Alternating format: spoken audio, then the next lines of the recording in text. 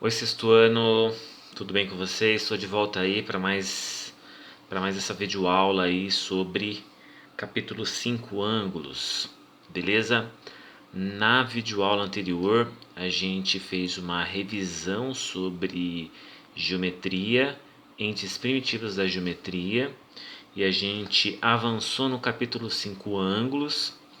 Então eu passei para vocês as primeiras definições de ângulos, os primeiros elementos envolvendo ângulos e continuei esse assunto na aula ao vivo, na aula remota. Passei para vocês alguns exercícios. Eu vou continuar então da página 99, exercício 4. Vou falar de alguns exercícios aí da apostila e continuar sobre outros conceitos envolvendo ângulos, tá certo? Beleza? Então, vamos que vamos. Deixa o seu joinha aí e vamos nessa aula, gente, ó. 4 está falando assim: considere o ângulo a seguir, ó. Como podemos identificar esse ângulo? Então, identificar o ângulo, dar o nome para este ângulo, eu posso chamá-lo de POM, POM, o POM, ou MOP, MOP. São duas formas de nomear ângulo. Além disso, posso simplesmente chamá-lo de ângulo O, tá certo? Qual o vértice desse ângulo? É o ponto O. Aqui está o vértice do ângulo, tá? Muito simples. Então, ângulo com origem no ponto O. A5, considere as semirretas a seguir. Qual o vértice desses ângulos? Aqui eu tenho o vértice O. Aqui é o ponto de origem das semirretas, ponto O. E uma outra pergunta é: como podemos identificar o ângulo em vermelho? Ângulo em vermelho aqui são vários ângulos envolvidos aqui, ó, porque eu tenho várias semirretas, né? Então, o ângulo em vermelho eu posso chamá-lo de BOC ou COB, BOC ou COB, tá? Sempre o vértice fica no meio e com um circunflexo em cima do vértice. E olha a pergunta: nesse caso, por que não devemos identificar o ângulo apenas pelo seu vértice? Porque eu não posso somente chamá-lo, como eu fiz no item anterior, na questão anterior, somente chamá-lo de ângulo O. Porque não tem como eu identificar, são vários ângulos envolvidos aqui, ó. Se eu falar simplesmente que é ângulo O, isso pode me confundir. Então eu tenho que representar diretamente de acordo com os pontos que formam um ângulo. Então eu tenho vários ângulos aqui, ó, ângulo AOB, ângulo BOC, ângulo COD. Então é assim que a gente não dá para falar somente ângulo O. Nesse caso não dá. No anterior poderia sim, tá bom? Tá joia, gente? Vamos lá, ó. Na 6, trace o ângulo MPN com a cor azul e o ângulo NPM com a cor vermelha, utilizando os pontos a seguir. O que você observou? Então, aparecerá para vocês aí, ó, 3 pontos, e ele quer que a gente trace primeiro o ângulo MPN, ou seja, com vértice no ponto P. Então ele tem que ser assim, ó, MPN, vértice aqui no ponto P. E aí ele quer outro ângulo NPM, com outra cor. O que a gente observa? Que os ângulos são iguaizinhos. Dois nomes diferentes, mesmo ângulo. Então, ó, representam o mesmo ângulo. A gente já sabe que são 3 formas de dar nomes a ângulos. Então, aqui não houve mudança. A próxima, o exercício 7 aqui, ó. Deixa eu só ajeitar.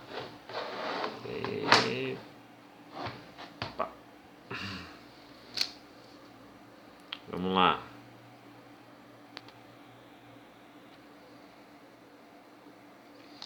Exercício 7. Ligue cada um dos ângulos ao seu respectivo nome. Então, ó, esse cara aqui é o ângulo ACB ou BCA, BCA. Esse cara aqui é o BAC ou CAB, CAB, ó. E esse cara aqui é ABC ou CBA, ABC, tá certo? Fácil, né? Na aula anterior eu havia explicado para vocês como utilizar o nosso famoso transferidor. Então eu vou trabalhar com ele aqui no exercício 8, beleza? E vou retomar como se utiliza o transferidor. Olha o meu transferidor aqui. E relembrando, o esquema é esse, gente, ó. Essa marquinha que eu havia dito para vocês, essa marquinha tem que ser colocada no vértice do ângulo. Então, ó, vou colocar no vértice do ângulo aqui, ó. Olha só. Às vezes há a necessidade da gente prolongar um dos lados do ângulo, mas aqui acho que dá pra gente observar, ó. Um lado fica no zero. Eu começo a leitura pelo zero e não pelo 180. Então, como eu havia falado, o transferidor ele tem duas graduações, uma na ordem crescente e outra decrescente. Vá pela crescente, porque a abertura está aqui, ó. Portanto, o outro lado ele vai marcar no 10 graus. Se houver necessidade, você estica esse lado. Aqui não há necessidade. Portanto, 10 graus. O próximo aqui, ó, vou inverter o lado. Beleza. Coloquei. Eu quero essa abertura, ó, marca no vértice. Então, eu não posso fazer a leitura pelo 180, que ele é decrescente, tem que ser pelo zero. Então, ele vai marcar lá no 140 graus, tá aqui, ó, não dá para vocês observarem, mas está marcando aqui para mim 140. E é isso, gente, muito simples. Mais um, ó, o último aqui, ó, depois vocês vão fazer sozinhos aí, hein? Ó, olha só, marquinha no vértice, beleza? Começo pelo zero e vou na ordem crescente da abertura, então não posso olhar para esse lado. Eu tenho que olhar para o outro lado, porque a abertura está para cá, ó. Vamos fazer assim. Nesse caso, eu vou, o que pode gerar dúvida aí, essa abertura aqui, esse ângulo, ele é de 0 até 110. Aqui eu tenho 110 graus. Concorda? 110 graus. Então, gente, por que aqui é 250? Da onde eu tirei 250?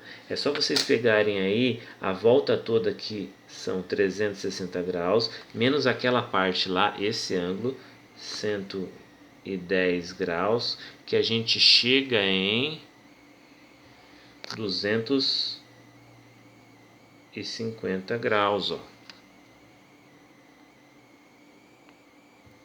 Beleza? 360 menos 110 dá 250, que é o valor deste ângulo aqui. Então você tem que determinar o ângulo que tem a marca do arco, tá joia? Esse aqui dá 30 graus, esse 300 é aqui, ó. Se aqui é 300, quanto vale esse pedaço aqui? Obviamente 60, porque a volta completa é 360, não é? A volta completa aqui é 360. O F vai dar 100 graus, tá bom, gente? Aqui na 9, ele pede pra gente traçar um ângulo de 60 graus. Então, primeiramente, ó, o que eu vou fazer? Tá pronto aqui, mas eu vou mostrar o passo a passo. Eu defino aí um local, que aí... Opa, desculpa.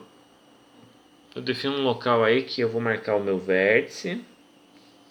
E aí eu traço aqui, ó, usando esse lado do transferidor, eu traço um dos lados do ângulo. E aí, como eu quero 60 graus, eu vou olhar para cá e marcar aqui 60, fazer uma marquinha 60. Aí depois é só esticar aqui, ó. É assim que se faz ângulo, 60 graus, perfeito. A câmera balançou um pouquinho, desculpa aí, gente, ó. Bati com um lápis na câmera, Mas vamos lá. 112 graus, como que a gente vai fazer? Ó, marco aqui no vértice, tá? E aí eu traço um dos lados do ângulo. Ele vai começar por 0, vai aumentando, aumentando, aumentando. Ele quer 112, um pouquinho maior que 110, né? Um pouquinho maior que 110. Você terá um pouquinho de dificuldade, talvez por conta do seu livro. O meu é espiral. Eu também trabalho um pouco. Aí é só ligar aqui, ó. Feito. Perfeito, 112 graus, tá bom, gente? Então você vai fazer o mesmo com 25 graus e 327 graus, tá? Paradinha para água, galerinha.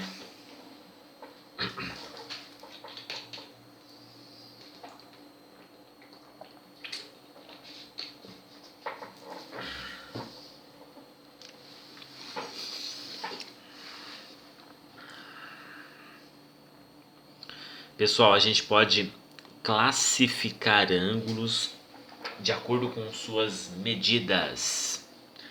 Um ângulo de meia volta, o ângulo de meia volta de 180 graus, ele é chamado de ângulo raso. Olha um exemplo aqui, ó, 180 graus no tampo da mesa, ângulo raso. Ângulo reto. Ângulo reto é um ângulo de 90 graus. 90 graus é o ângulo reto. 90. E ele pode ser representado simplesmente por esse quadradinho com um pontinho no centro. Então, ó, muitos desenhos, muitas figuras aparecerão com a simbologia de ângulo reto de 90 graus. Então não tem a necessidade de aparecer o valor 90 para a gente saber que é 90. Simplesmente esse desenho já representa um ângulo de 90 graus. E aqui tem algumas figuras que possuem ângulos de 90 graus. Ó, essa caixa, o livro, a porta, o nosso celular. Então, ângulos de 90 graus são bem comuns no nosso dia a dia, tá bom? E o ângulo agudo? O ângulo agudo ele é maior que zero e menor que 90 graus. Então vai até 89, 89,9, ainda ângulo agudo. 90 graus já é reto. Então são ângulos maiores que zero, ó. Menor que 90, maior que zero. Maior que zero, menor que 90. Tá aqui, destacado aqui, ó. Tá bom, galera? Esse é o ângulo agudo. A gente tem ainda o ângulo obtuso, que vai de 90, 91, né? A maior que 90 e menor que 180. Então tá aqui, ó, entre 90 e 180 a gente tem um ângulo obtuso, entre 90 e 180. Então, gente, recordando, um ângulo de 0 a 90, entre 0 e 90 é o agudo. O ângulo de 90 é o ângulo reto.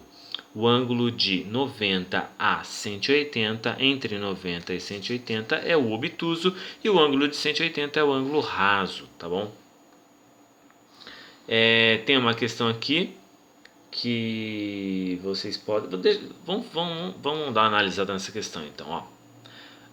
Quando duas retas RS são concorrentes e o ângulo entre elas é de 90 graus, dizemos que é uma reta perpendicular à outra. Simbolicamente temos retas perpendiculares. Observe que o padrão do piso a seguir é formado por linhas perpendiculares. Então, o que são perpendiculares? É quando duas retas se cruzam formando ângulos de 90 graus. A gente diz que são perpendiculares. É o caso aqui, ó, desse piso. Então eu tenho, ó, vou fazer uma marca aqui. Opa, olha só. Quando duas retas concorrentes formam ângulos de 90 graus, ângulos retos, elas são o que? Perpendiculares. Perpendiculares. Qual é a simbologia usada? Tá aqui, ó. R e S são perpendiculares entre si. Bom? Vamos acertar o foco aqui. Tá. Quais outros objetos são formados por linhas perpendiculares? Desenhos. A gente tem vários exemplos de objetos perpendiculares aí no nosso entorno. Pensem em algum, gente, tá bom? Depois a gente comenta lá na aula ao vivo, ó. A 11 classifica cada um dos ângulos a seguir. Isso, obviamente, é um ângulo agudo, porque está entre 0 e 90 graus. Ângulo agudo, um ângulo reto, ângulo raso, 180 graus. Veja que o reto aqui, ó, voltando, ele não apareceu o valor de 90, mas a gente sabe que é reto aqui, ó, 90 graus. 180 graus é raso. Aqui a gente tem um ângulo obtuso, agudo, reto. Fiquem espertos porque às vezes os ângulos retos aparecem em posições diversas. Aqui apareceu bonitinho, né? Em pezinho, legal, um L. Aqui não, já apareceu virado, mas é ângulo reto por causa, como eu sei? Por causa da simbologia. Então, gente, ângulos, a gente não trabalha assim com achismo. Ah, parece que ali tem 90, parece que tem 180, você tem que ter certeza. Ou o valor tem que aparecer, ou deve aparecer alguma simbologia aí, tá bom? E aí nessa 12 fica com vocês para desenhar objetos que possuam ângulos rasos, retos, agudo, obtuso, um desenho para cada caso. Identifique o ângulo e destaque-o. Então olha só, isso que vocês vão fazer e a gente vai comentar na aula ao vivo, tá? Existem vários exemplos aí no nosso cotidiano e na aula vocês podem mostrar, a gente pode comentar, tá bom, gente? Vamos lá, vou avançar aqui, ó. Olha só, vou mostrar uma situação, depois vocês leem essa reflexão, tem tudo a ver com o que a gente está passando, com todos os alunos, os professores, em relação à posição correta de se sentar a uma mesa, uma poltrona de frente para o computador, ó, para que não haja problemas de postura. Então, ergonomicamente correto aqui, ó.